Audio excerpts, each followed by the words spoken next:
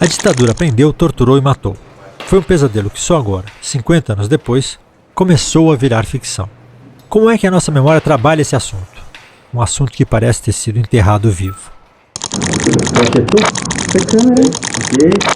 A memória da ditadura militar tem sido bem trabalhada pela ficção? Muito pouco. A maioria dos registros são depoimentos pessoais, na forma de memórias pessoais, individuais, pessoas que cada um dos participantes escreveu um livro.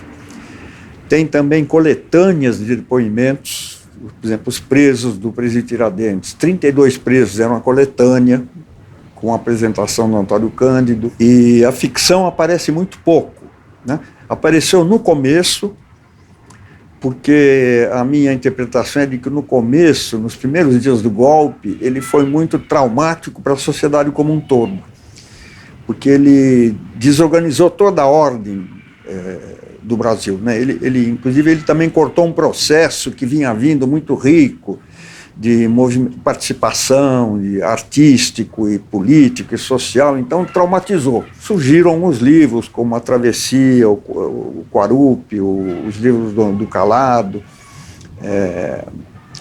Veríssimo, surgiram alguns livros, assim, a maioria também de caráter bem alegórico, assim, não era uma coisa diretamente explícita, né? Mas eram alegorias que depois até podiam ser associadas a um certo realismo mágico, como o do J.J. Veiga, um mundo meio obscuro, meio assustador, mas ficava um pouco nisso, né? Mas depois não, depois ficou um período longo, quase sem nada, né? E ultimamente também eu acho que a literatura brasileira ela tem outros temas para tratar. Esse tema não toca a alma brasileira hoje. O jovem, o sujeito de 30, 40 anos, ele não tem sensibilidade. Para ele isso é um capítulo da história. Aí eu acho também que houve um outro fenômeno. Eu acho que da época do golpe militar para hoje, houve uma revolução na sociedade, no mundo inteiro e no Brasil, no modo de viver, no modo de se socializar, na estrutura das famílias, né? Uma revolução nas comunicações. O mundo mudou muito e isso suscitou uma perplexidade mesmo e problemas novos que são esses que chamam a atenção da literatura. Então a nossa literatura hoje, ela trata de questões de família, de homem e mulher, de amor, entende? De violência urbana, mas não desse capítulo da história que ficou muito remoto. Ele aparece assim como pano de fundo de uma ou outra novela, romance, mas ele não é o tema condutor da literatura de hoje, na minha opinião. Será que recontar um fato em forma de ficção é um ajuste de contas, é um tipo de vingança? Uma vingança possível? A partir desse fenômeno em relação ao golpe militar, eu acho que as memórias são um ajuste de contas, né? Essas memórias do Holocausto, por exemplo, elas são típicas desse tipo de tratamento, né? Mas será que a gente consegue fazer isso? A gente consegue não falsear a nossa memória? Ou a memória ela vem sempre tingida por uma cor de sentimento que a gente tem em relação àquele tempo?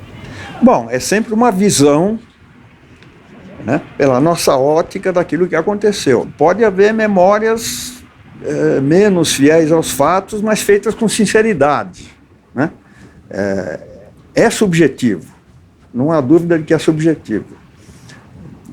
É a recuperação do que aconteceu segundo uma ótica pessoal e num tempo ulterior ao que aconteceu. Aquilo já foi reelaborado lá dentro. Há mecanismos da memória que fazem você suprimir o que não é agradável, não é? Que memória que o senhor acha que a sociedade brasileira tem da ditadura? Em termos muito gerais, eu acho uma memória ambígua. O fato é que foi tudo jogado embaixo do tapete, entende? As coisas piores, né? Um dos poucos países do mundo dessas 50 e tantas ditaduras que houve durante a Guerra Fria, um dos poucos países que não instituiu uma comissão da verdade com poder punitivo. E quando instituiu tarde demais, né? É muito mais um esqueleto no armário do que uma memória trabalhada. Como que a memória funcionou nesse caso? Não, aí é um processo de supressão da memória. Quer dizer, você tem um sistema militar que suprime as pessoas e depois quer suprimir a memória também do que aconteceu. Você veja um caso muito interessante, é o caso da guerrilha do Araguaia, porque no caso da guerrilha do Araguaia, as Forças Armadas insistiram durante muitos anos de que sequer houve guerrilha no Araguaia. Sequer houve guerrilha no Araguaia. Entende? Por quê? É uma coisa muito interessante isso. Quer dizer, eles foram lá, foram vitoriosos na ótica deles, derrotaram a guerrilha, suprimiram aquele projeto de subversão no campo, poderiam inclusive se orgulhar daquilo, entende? Mas optaram por suprimir o próprio fato, né? Não aconteceu. Não aconteceu. Se não fossem algumas reportagens do Jornal da Tarde, e depois, posteriormente, o trabalho dos familiares dos que foram lá assassinados, teria suprimido até hoje. E a literatura também não se ocupou disso, né? Mas vai se ocupar, eu acho, viu? Você vê o Canudos, né? Canudos gerou um dos maiores romances da nossa história, né? E gerou também agora um do Vargas Llosa, né? Vai aparecer, até porque no caso da Araguaia houve uma complexidade do envolvimento dos camponeses de um lado e de outro. Parece que houve também morticínio de índios. Houve muita coisa importante e dramática. Eu acho que vai gerar alguma coisa em algum momento. Mesmo porque você tem também aí a questão da mítica, né, da Amazônia, né, o pano de fundo, né. A memória pessoal pode dar vida e peso para a memória coletiva? A minha interpretação para essa avalanche de relatos pessoais é de que, na verdade, houve um processo de individualização do trauma. Na medida em que a sociedade brasileira não assumiu a tarefa de superar o seu trauma, não assumiu o golpe como um trauma coletivo, ele recaiu em tragédias pessoais. É a minha tragédia pessoal, é a tragédia pessoal do Carlos Knapp, do Takao Amano, entende? Ficaram sendo uma miríade de tragédias pessoais. O que não é correto foi uma tragédia nacional, entende? Então é uma perversão, no certo sentido, é uma limitação, uma perversão do nosso processo de recuperação dessa memória. Ela se deu através de uma individualização, como se fosse, sabe, e aí as culpas são pessoais também, entende? Então aquele meu amigo morreu porque naquele dia eu deixei de avisá-lo daquela coisa. Não, ele morreu porque teve uma ditadura que matou, entende? Porque teve um general que mandou matar. Mas você compreende o que está acontecendo? Será que é mais importante ser verossimilhante do que ser verdadeiro? Acho que é mais importante tocar o coração das pessoas, né? As pessoas têm que se sentir indignadas com o que aconteceu para que não aconteça de novo. Para isso, elas precisam saber um pouco mais o que aconteceu, né? Então, nisso a história fidedigna é importante, mas os sentimentos têm que ser suscitados. Você não pode... não tem sentido estudar o golpe militar hoje como se fosse uma história da época do descobrimento, dos bandeirantes que cortavam a orelha de índio, algo que não tem nada a ver conosco, tem muito a ver conosco. As pessoas ainda estão vivas, o Exército ainda está aí, não renegou a doutrina de segurança nacional, as polícias militares ainda agem mais ou menos com a brutalidade que lembra aqueles tempos,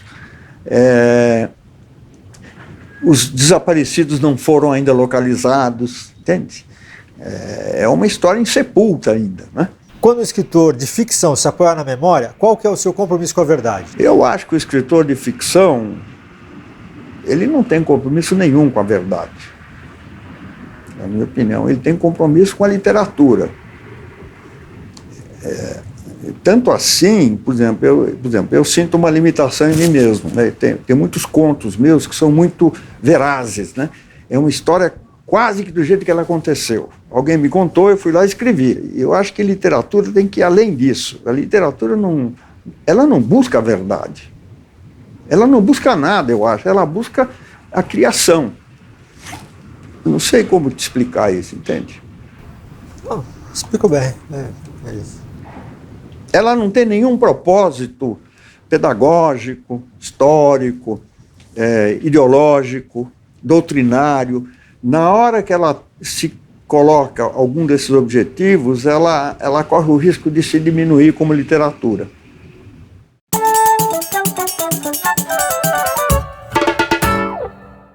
Giuseppe Tomasi di Lampedusa nasceu na Itália em 1896. Ele escreveu seu único romance nos últimos anos de vida.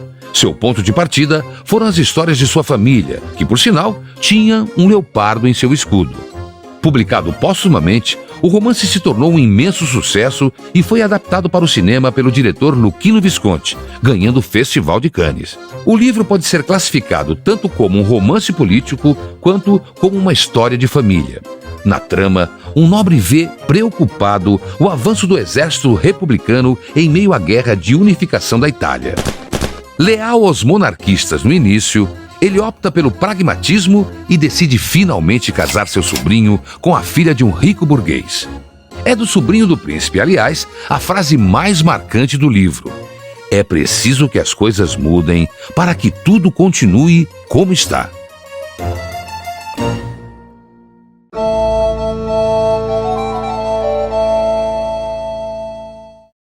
Vale falar de memória para as crianças? Vale.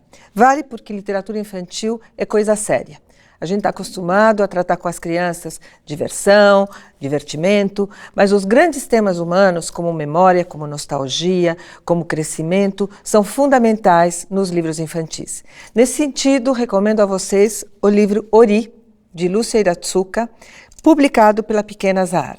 Trata-se de um livro absolutamente delicado, fantástico, uma pequena obra-prima que vai tratar de tudo que Lúcia aprendeu com a avó. A avó veio para o Brasil com 20 anos e ficou aqui, nunca mais voltou para o Japão. E ela fazia o tempo inteiro referências à sua infância rural no Japão, que Lúcia guardou na sua mais profundo afeto com a avó. Era uma relação muito forte. Então, ela faz esta homenagem a Ori, que de uma forma muito sensível, muito delicada, tudo é pensado no livro, ou seja, o projeto gráfico é primoroso, o papel utilizado é um papel craft que nos remete à questão da terra, que é a origem rural da sua avó. Todo o texto tem um vai e volta que nos remete também a toda a tradição dos pescadores, que era onde a avó dela morava e onde os seus tataravós, o tipo de trabalho que os seus tataravós tinham e que fazia com que aquele mundo rural se relacionasse com o mundo urbano. Todos os grandes e as pequenas lembranças da Orie estão retratados neste livro. É um livro extremamente sensível, extremamente comovedor, que eu recomendo para todos os pequenos leitores.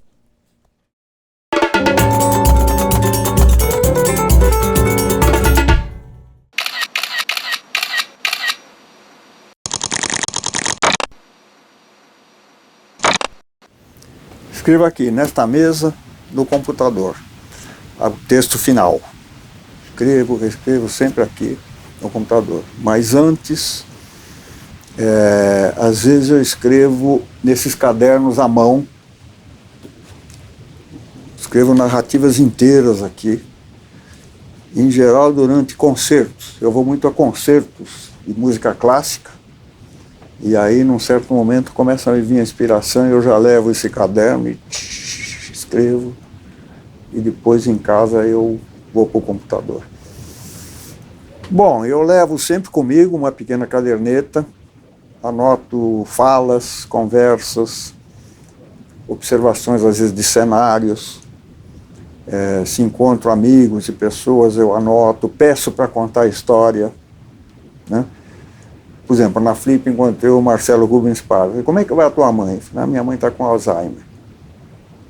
Eu fiquei espantado, né? Mas sentei e pedi para ele contar essa história. Anotei. Eu anoto. E as pessoas gostam de contar as suas histórias e tem poucas pessoas dispostas a ouvir, entende? No caso desses relatos sobre a ditadura, eu deliberadamente fui assistir reuniões da Comissão da Verdade aqui da Assembleia também para ouvir algumas histórias.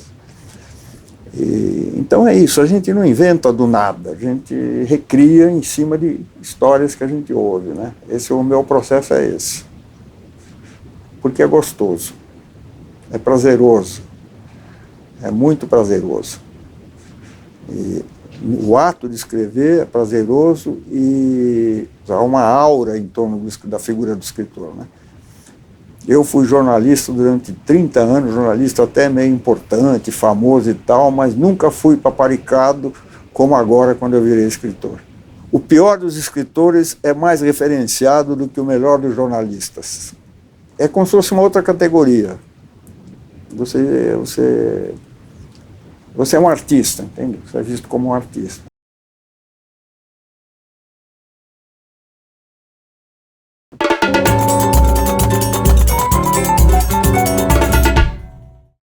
Olá, meu nome é Denise Mercedes, eu sou do 100 anos de literatura e hoje eu vim falar da minha experiência de leitura do livro do Primo Levi, É Isto um Homem? Esse livro é um livro muito profundo, muito forte e muito belo. Eu gostei muito de ter lido. Nesse livro, Primo Levi nos narra o tempo que ele passou no campo de concentração de Auschwitz entre 1944 e 1945. Uma das coisas que ele fala logo no início foi como foi imperioso para ele, naquele momento em que ele sai do campo de concentração, escrever sobre essa experiência.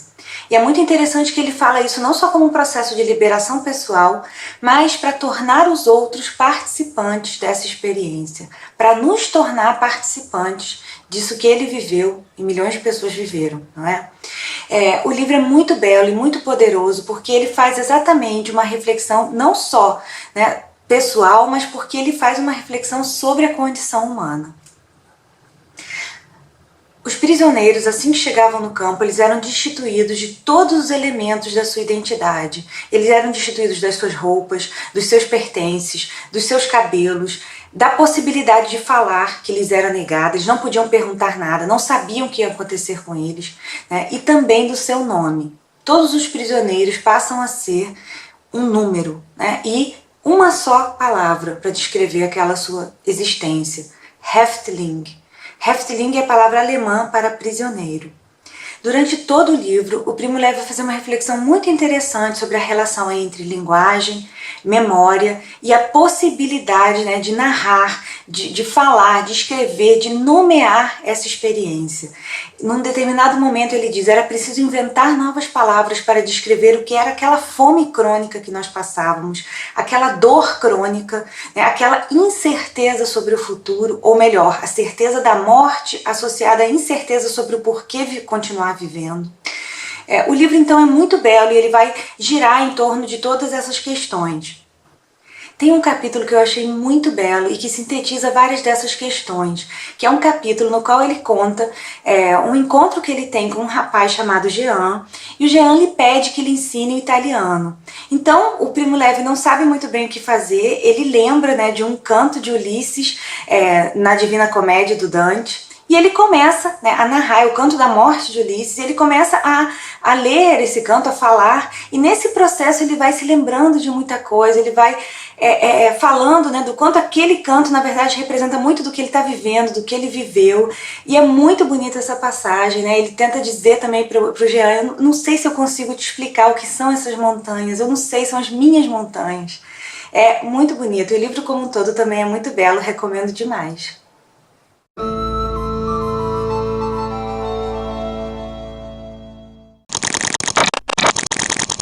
Take 1.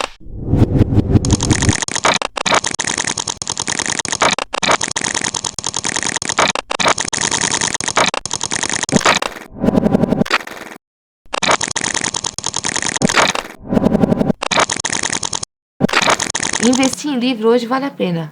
Eu sou a favor de investir em livro, em todos os sentidos, intelectualmente, financeiramente e tudo. Ontem eu fiz uma compra de 1.200 livros, mas foi num local que, assim, dá medo. Era uma pessoa, eu só tinha visto isso pela TV, acumulador de coisas. A casa dele você não entrava, era lixos e lixos. E eu consegui tirar 1.200 livros maravilhosos. Um livro usado, ele tem um livro igual no mercado para todo mundo. Então, eu sempre ponho um pouco mais barato para tentar vender mais rápido. O livro esgotado, que já é aquele livro que está sumindo do mercado, você já sabe. Você já marca um valor para disputar o mercado mesmo. O livro raro, você marca um preço de acordo com o mercado lá fora também. Um valor para todo mundo. Tem coisas que na loja aqui que só eu tenho no Brasil inteiro. Por exemplo, se alguém quiser, é a biografia de Charles Bukowski. Apareceu para eu comprar e eu comprei os 300 volumes. Tem um livro aí que é um dos 8 livros mais procurados no mundo. E eu não vou vender, porque ele está preso a um lote, uma biblioteca. Mas isso existe. Como é que pode o livro estar aqui dentro da livraria? Todas as pessoas que compram o livro aqui, não importa o tempo que demore para ler o livro. Se quiser devolver, vale metade do valor, a gente pode ir trocando. Já aconteceu, eu tinha aí uma obra importantíssima, um viajante, eu vendi para um cliente, o cliente foi embora para a Austrália e ele não tinha como levar o livro. Eu comprei o livro e revendi imediatamente por telefone. Eu acho que isso que é importante você hoje em dia fazer com o livro, salvar o livro, porque você fica lá a vida inteira escrevendo um livro lá de 400 páginas e de repente o livro vai e vende por R$2, não dá, né? Então é sempre assim, sempre fazendo do livro um grande objeto. E eu tenho que fazer o meu papel, pôr o livro na mão de todo mundo. Outro dia encontrei o Antônio Cândido e ele falou assim, minha filha, agora eu não compro livro nenhum. Por quê? Por que você não compra mais? Porque eu tenho que ler tudo que tem na minha biblioteca antes de eu falecer. Porque ele comprou tanto, não teve oportunidade, escrevendo e tal. E ele quer ler os livros. Chegou uma cliente aqui querendo um livro que ela teve na infância. Era uma cartilha, se eu não me engano, Caminho Suave. Por incrível que pareça, nós encontramos a Caminho Suave dela aqui na minha loja com uma dedicatória do pai dela. Foi lindo.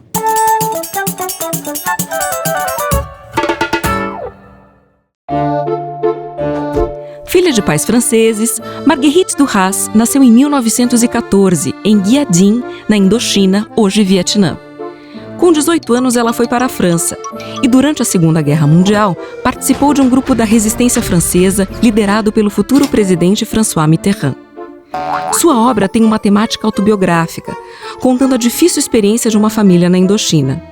Duras não oferece um retrato feito por um europeu que se julga superior, mas o de uma família que precisa lutar pela sobrevivência. Seu estilo é um manual de escrita. Não há uma palavra em excesso, uma imagem mal construída. Seu livro mais conhecido é O Amante, que conta a paixão entre uma jovem adolescente branca e seu rico amante chinês. Curiosamente, no fim de sua vida, ela teve um companheiro muito jovem, invertendo a situação de seu livro.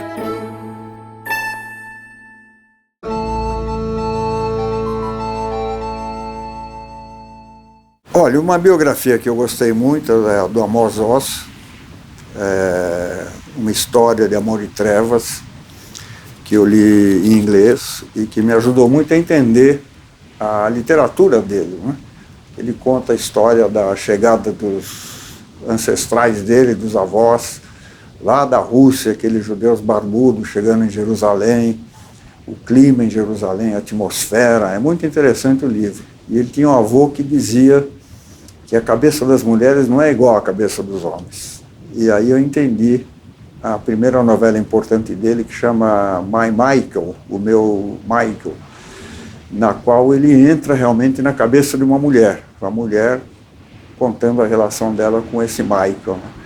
E é muito interessante como ele faz isso com grande perícia. É um livro importante também para se entender a questão palestina. E tem a qualidade literária do Amos Oz, né?